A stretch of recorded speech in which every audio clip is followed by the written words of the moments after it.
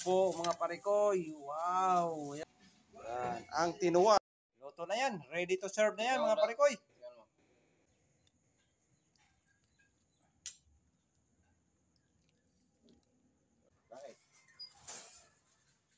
Mga parikoy, luto tayo. Tara!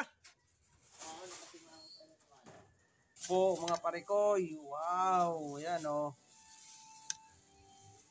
Gawing laswa. Abangan nyo parikoy. Iwanan niya ang kape at pakulo natin ang tubig parikoy. Nagpakulo natin ang tubig at nilagay parikoy, sibuyas, luya, pang parikoy, hanggat kumulo siya. Okay. Okay, lagay na rin natin parikoy ang kalabasa at okra.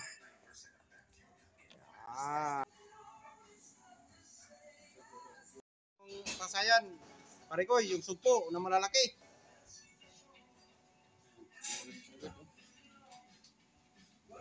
Ang tinuwa ni Berta, Bisaya.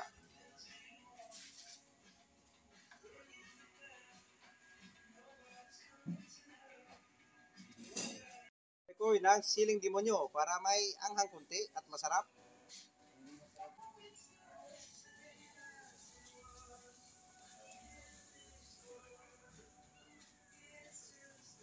Okay, takpan natin yan ngayon maya-maya parikoy para maluto talaga yan.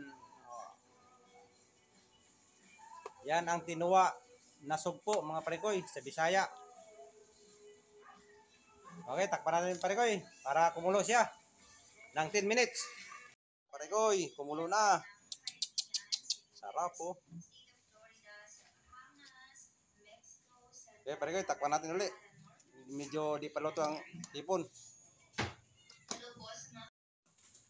Okay, parikoy, check natin kung luto na ba yung gulay. Ano, sarap ang tinuwa na hipon. Okay. Sarap po.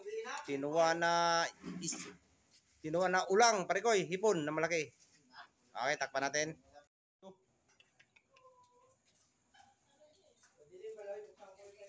Okay na, son. Tinuwa na hipon. Wow. Sarap. Lami, parikoy, ang tinuwa na hipon.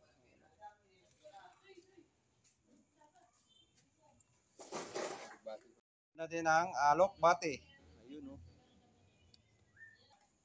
Tikman mo na. Saktong mayroon pa. At isunod natin ang green leaves parikoy. Ang malunggay. Ano, hindi naman tinawag. Parikoy. Timplahan natin parikoy. Sige. Dalang kutsara lang yan parikoy.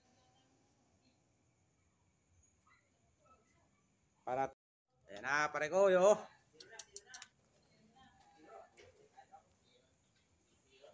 Sarap. Okay. Wow, sarap. Okay, lagyan natin ng pangpalasa talaga parikoy, ang magic sarap.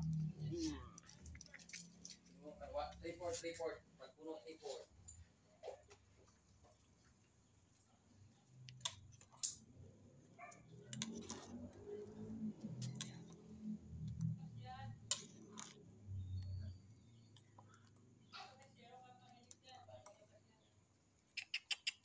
Wow, lamia oy. Luto na yan, ready to serve na yan mga parikoy. Grabe ang sarap mga parikoy. Okay, parikoy, ready to serve na yan. Dali, may wagang mangkok. Ayan, parikoy. Okay, kakain na yung chief cook namin mga parikoy.